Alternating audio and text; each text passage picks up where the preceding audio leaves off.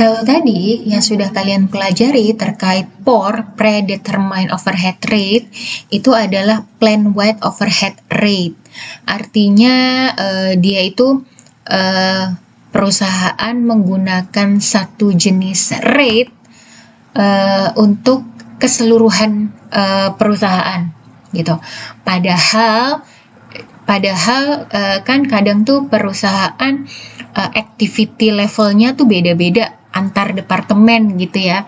Misalnya di departemen assembly misalnya activity levelnya dia activity levelnya pakai labor hour gitu.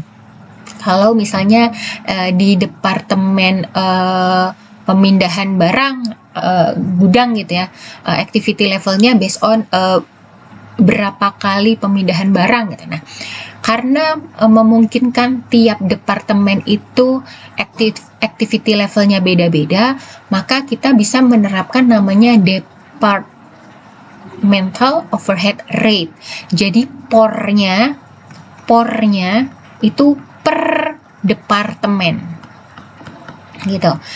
Kalau tadi yang satu rate untuk keseluruhan perusahaan itu disebut plan wide overhead rate, tapi kalau yang per departemen itu namanya departmental overhead rate gitu. Paham ya bedanya? Oke, kita ke contoh soal nih. Nah, rumusnya sama untuk menghitung departmental overhead rate. Jadi estimasi overhead per departemen itu dalam satu periode dibagi dengan estimasi activity level di departemen itu. Rumusnya sama, cuma ini per departemen gitu ya. Oke, contoh ini perusahaan Sorel, dia mengestimasikan overheadnya dalam satu periode itu totalnya sekian nih, 600.000, direct labor cost-nya 375 dan machine hour-nya 200.000. Nah, ini kalau di breakdown overhead cost-nya itu kalau di breakdown terdapat dua departemen, yaitu departemen machining sama departemen assembly ya. Nah, kalau departemen machining itu dia overheadnya activity levelnya pakai machine hour nih, pakai machine hour. Kalau departemen assembly dia pakai labor cost gitu. Nah, lalu bagaimana POR di masing-masing departemen itu? Ya udah, tinggal ini aja kan, berarti di sini POR-nya machining departemen, sini POR-nya machining departemen tinggal 240.000 dibagi 200.000. Kalau POR-nya departemen assembly berarti 360 dibagi 240 gitu. Jadi POR masing-masing departemen itu berbeda sesuai activity levelnya masing-masing. Nah, kalau udah ketemu POR-nya masing-masing departemen, ya udah tinggal cari applied OH-nya. Applied OH-nya dari mana? POR per departemen ini dikali actual activity level di tiap departemen. Kita lihat actual activity levelnya. Nah, di sini ternyata actual activity levelnya di departemen machining adalah 17.000 dan di departemen assembly 20.000. Ya udah, tinggal kita cari applied-nya. Nah, ini kan tadi ketemu nih.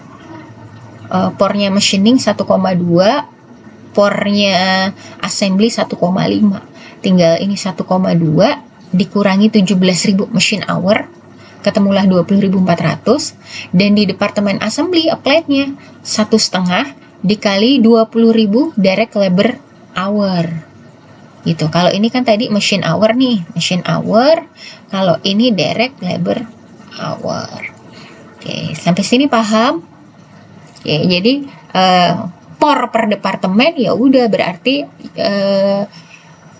applied overhead-nya juga sesuai POR-nya di masing-masing departemen karena activity levelnya beda-beda gitu. Nah, jadi kelihatan ya di sini applied overhead di masing-masing departemen. Nah, ternyata actual overhead-nya sekian, actual overhead-nya.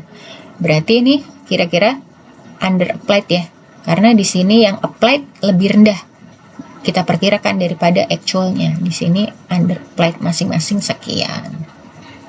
Sampai sini dipahami?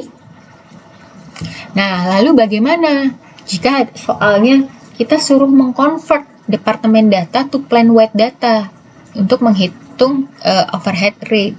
Nah, tadi kita sudah applied overhead per departemen, tapi sekarang minta di-convert lagi ke plan-wide lagi.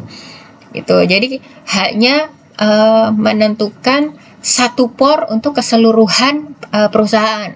Artinya maupun departemen mesin maupun departemen assembly itu POR-nya satu kalau plan-wide ya. Nah, ternyata di sini karena metode karena POR-nya plan-wide, dia level activity-nya pakai direct labor hour. Oh, pakai direct labor hour nih. Oke. Ini ya.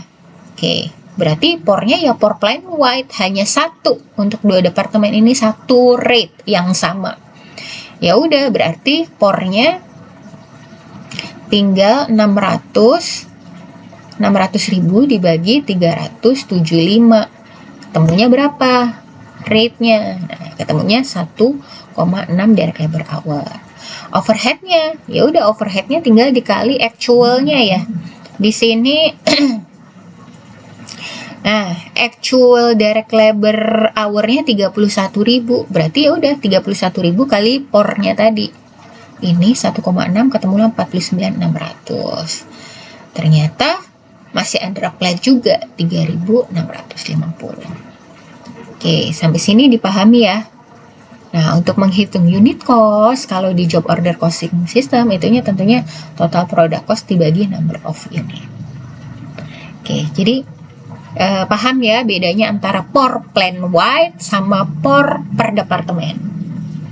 Nanti kalian tergantung nanti soalnya seperti apa yang diminta plan-wide atau per departemen.